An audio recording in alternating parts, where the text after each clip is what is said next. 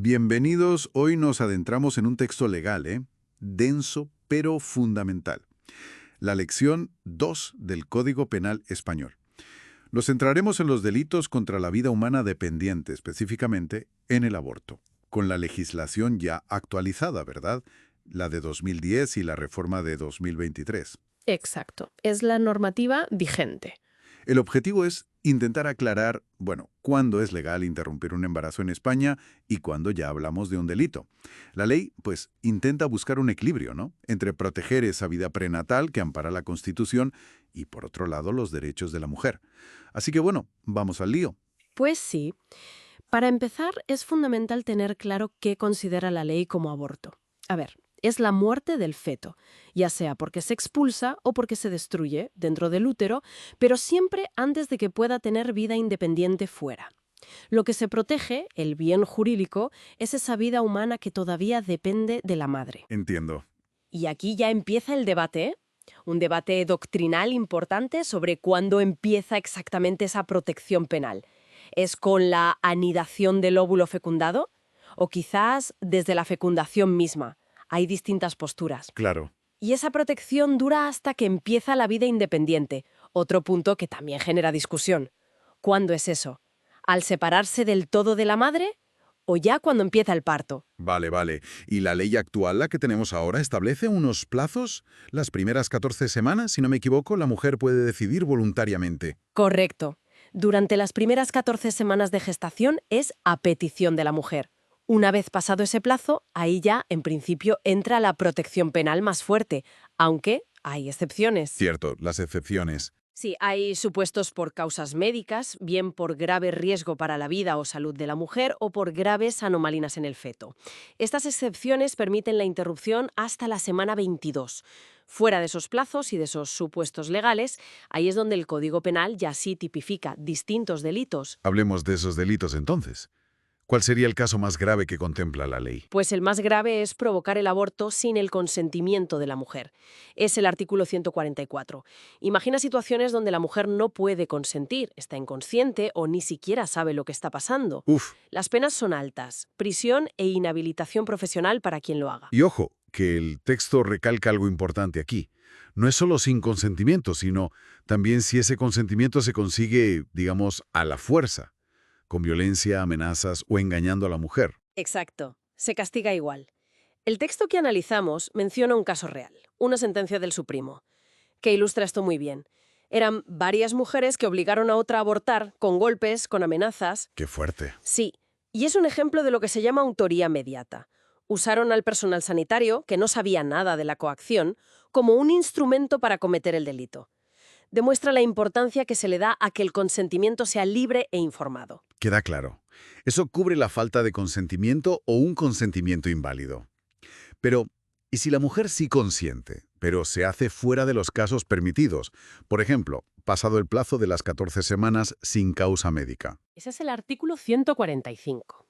El aborto consentido, pero realizado fuera de los supuestos legales. Aquí la ley castiga a dos partes. Por un lado, a quien practica el aborto, prisión e inhabilitación. Y por otro, a la mujer que ha consentido, aunque a ella se le impone una pena de multa, no de prisión. Ah, mira, esa diferencia es interesante. Prisión para quien lo ejecuta, multa para quien consiente. Sí, es una distinción relevante que refleja seguramente debates sociales y jurídicos sobre la distinta posición de cada uno. Y las penas se pueden agravar, ¿eh? Si se hace fuera de un centro acreditado o si ya es muy avanzado el embarazo a partir de la semana 22. Entendido. Y este artículo también incluye el autoaborto. Es decir, si la propia mujer se provoca el aborto fuera de los casos legales, también se prevé una pena, en este caso, de multa. Vale. ¿Hay más figuras delictivas relacionadas? Sí, hay una más específica para profesionales sanitarios, el artículo 145 bis. ¿En qué consiste? A ver, se aplica cuando un sanitario hace un aborto que, en teoría, estaría permitido, por ejemplo, dentro de las 14 semanas, pero se salta algún requisito legal importante, como no tener los informes médicos obligatorios o hacerlo en un sitio sin acreditación. Ah, vale. Fallos de procedimiento, digamos. Eso es. En esos casos se castiga al profesional con multa e inhabilitación. Pero, y esto es importante, la mujer que abortó en esas circunstancias queda exenta de pena. El foco está en la mala praxis del profesional. Entendido, muy claro. ¿Y qué hay de los casos accidentales?